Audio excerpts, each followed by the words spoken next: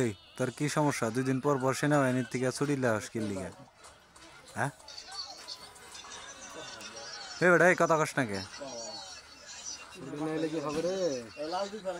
ঝামেলাটা কি বুঝলাম না। 2 দিন পর পর যে ছুটি নেওয়া হোস, তোরা চাকরি দিছে কোন শালা? হ্যাঁ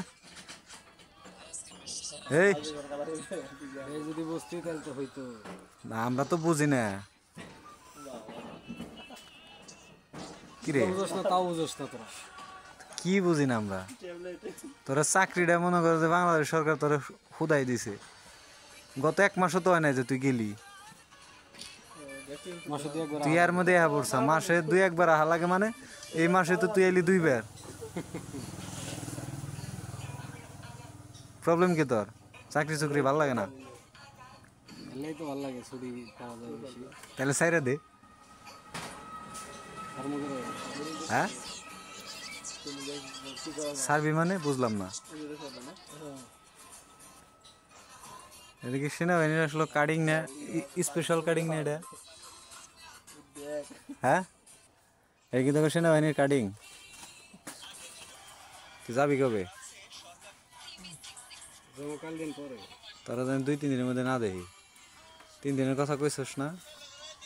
এমনি দেশের যে অবস্থা, চারিদিকে খেলে যুদ্ধ লাগতেছে, যুদ্ধের প্রিপারেশন নেওয়া লাগবো। এর মাঝখানে তুই পলিয়া বাসায় আসকে লিগা, ছুটি পাইলে তুই আসকে লিগা। এই ভালো হয়ে যা।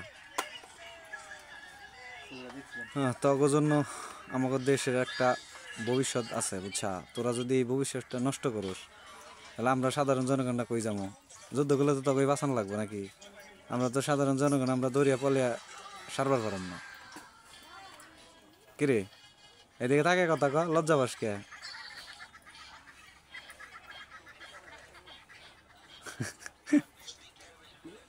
খালি হাসুস কে? এই সুর ভিডিও বন্ধ। কে আজের ভিডিও বকির লিগা? দেশের জন্য জীবন দিবি না নাকি? যেদিন দেওয়ার সেদিন বলি। তুই তাইলে এই যে আয় বছর এই দোকান পারে আহস, এই দোকান পারে কি কোনো লাভ আছে? এই দোকানের কথা মনে পড়ে 2-1 দিন বন্ধ পেলে তুই দৌড় পরে আয় বরস। বুঝতে হবে, এটা আলাদা একটা জায়গা। আলাদা একটা জায়গা। তোরে বান্দরবন ফালানোর উচিত ছিল। ঐতিহ্য। বুঝছি তো এলাকার ঐতিহ্য, কিন্তু তোরে ট্রান্সফার করে তোরে বান্দরবন ফালানোর উচিত ছিল। তাইলে সত্যি যাত হইতি। 2 দিন পর পর আয় আর তুই না। কবে ঘুরে আইছো? ঘুরে আইছি 4 বছর ঘুরে আইছি ওই জায়গা থেকে। তখন তার এতই বার পারস না, খুব ভালো লাগছে না তোর? তখনই আমার মনে হয় যে তোর ভালো ছিল, এত ঘন ঘন বাইরতে আইতে পারতি না বুঝছা। ভালো হয়ে যা, কাল 3 দিন পর জাগা, তোরা যেন না দেখি। তোরা ঠেট দিলাম আমি বুঝছা।